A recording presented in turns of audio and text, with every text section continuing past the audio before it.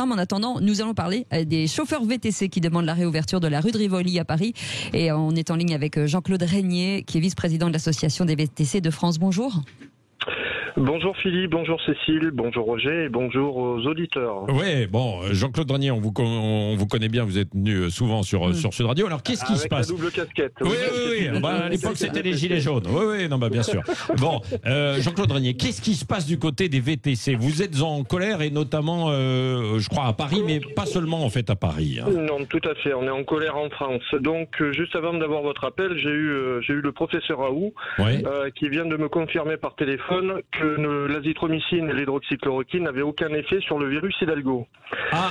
D'accord. Bon, c'est de l'ironie. Oui, on comprend. Oui, c'est vraiment de l'ironie. Madame Hidalgo, donc au mépris de toute loi, est en train de fermer la totalité de Paris. Encore cette nuit, la totalité de la rue d'Alésia est en train de se fermer. Deuxième exemple, du métro de Belleville à la Porte des Lilas, il n'y a plus qu'une voie de vélo et une voie de bus. Les VTC, dans la loi Grand-Guillaume, dont j'ai participé à cette écriture en 2016, nous sommes à égalité au point de vue des taxis. Nous faisons partie du transport public particulier de personnes, dit le T3P. Madame Hidalgo interdit à tous les VTC d'emprunter ces axes, sauf que l'exemple même de la rue de Rivoli. Alors, déjà pour vous expliquer, le VTC, vous avez les chauffeurs qui travaillent sous application et vous avez aussi la grande remise, dont je fais partie. La grande quoi? La grande remise sont des chauffeurs plus communément appelés les limousines. D'accord. Non, mais parce que personne ne connaît ça. Bon, oui, très bien. Voilà. Juste un petit point d'histoire. Dans les grands palaces, les personnes les concierges que vous voyez avec les clés d'or, ces personnes sont issues et ont été formés grâce à l'initiative d'une très grande personne de la Grande Remise, Maurice Chabet, dont l'entreprise porte son nom en 1929. Il fait partie des fondateurs de ces clés d'or. Nous sommes des concierges de luxe et des chauffeurs de luxe. L'exemple de la rue de Rivoli, parce que maintenant c'est national. Mais vous avez le Palace Le Meurice et le restaurant, enfin la brasserie gastronomique Angelina. 80% de leur clientèle, c'est nous qui le ramenons parce que c'est des gens qui viennent avec leur avion privé, qui dépensent des millions. Et donc si nous, on ne peut plus travailler, qu'on ferme, parce que là on va faire des dépôts de bilan. Ces hôtels, ces brasseries vont faire des dépôts de bilan. Les fournisseurs vont faire des dépôts de bilan parce qu'ils ne pourront plus fournir. Les restaurants gastronomiques fermeront. C'est l'ensemble du territoire. On a quasiment chiffré à plusieurs centaines de milliers d'emplois que ce virus Hidalgo est prêt à sacrifier. C'est le luxe à la française qui va disparaître. La Fashion Week n'aura plus lieu dans Paris. Donc voilà, c'est Paris à la place de Meurice, elle compte quoi? Elle compte mettre un kebab, un tati, un Lidl. C'est du aberration. Donc vous ne pourrez plus, avec vos VTC et vos autres voitures, effectivement, comme ça, particulières, passer, par exemple, rue de Rivoli, alors? Tout à fait.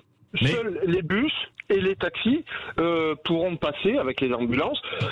Certains artisans peuvent passer, à savoir que la plupart des VTC sont artisans, mais la discrimination professionnelle dont mais il n'y a pas des exceptions. Vous avez essayé de discuter.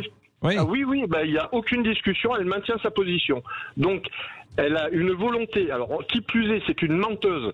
Mais donc, il faudrait qu'on lui donne la parole parce que quand même vous l'accusez là, mais bon. Justement, qu'elle réponde, parce que dans ce cas-là, vous pourrez lui poser la question, comment mathématiquement et scientifiquement elle peut arriver à prouver avant la fermeture des berges, porte de Saint-Cloud, gare de Lyon, on mettait 30 minutes. À ce jour, les berges fermées sur la voie Georges Pompidou, on met entre 1h et 1h30. Comment peut-elle mentir ouvertement en disant qu'elle a diminué la pollution? Elle l'a pas diminué, c'est pas possible. Elle l'a écarté sur d'autres secteurs. Maintenant, c'est sûr que si elle met son capteur sur les berges, bien évidemment, vous avez plus de pollution. Mais par contre, si vous le mettez boulevard Saint-Germain, vous allez voir que la pollution a été multipliée par 3 voire par 4.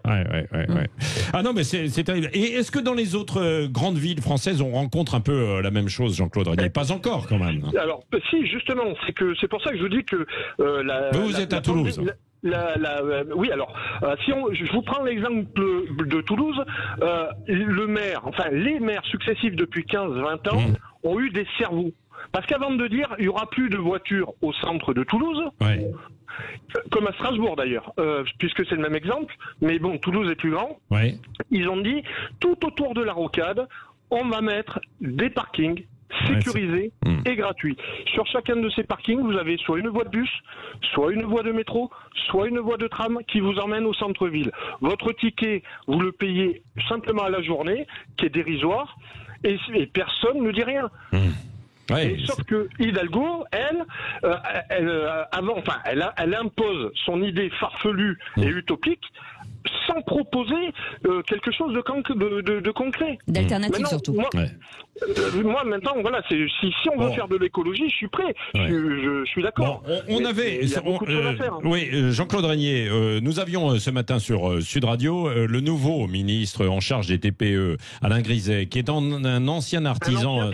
Un ancien taxi. Très bien, d'ailleurs. Oui. Pendant 20 ans, il a été taxi de nuit, etc., du côté de Lille, hein, me semble-t-il.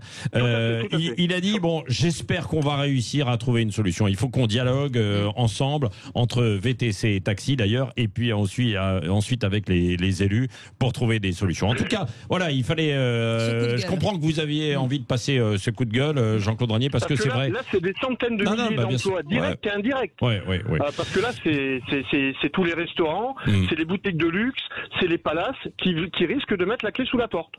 Philippe Bilger, merci Jean-Claude Régnier. Philippe Bilger, c'était pas forcément votre sujet de prédilection, mais quand même. Mais je trouve que notre ami est intrépide de qualifier d'Anne Hidalgo de virus au moment où le politiquement correct sévit. C'est dangereux, hein, Mais moi, je trouve qu'il a totalement raison et il pointe la grande faiblesse de la politique qui, dans son inspiration, est valable d'Anne Hidalgo, mais elle ne tient pas compte des autres contraintes. C'est-à-dire, elle a une idéologie, elle l'applique, elle peut être estimée, mais évidemment, les autres qui ont des ennuis à cause de ça, elle n'en tient pas compte.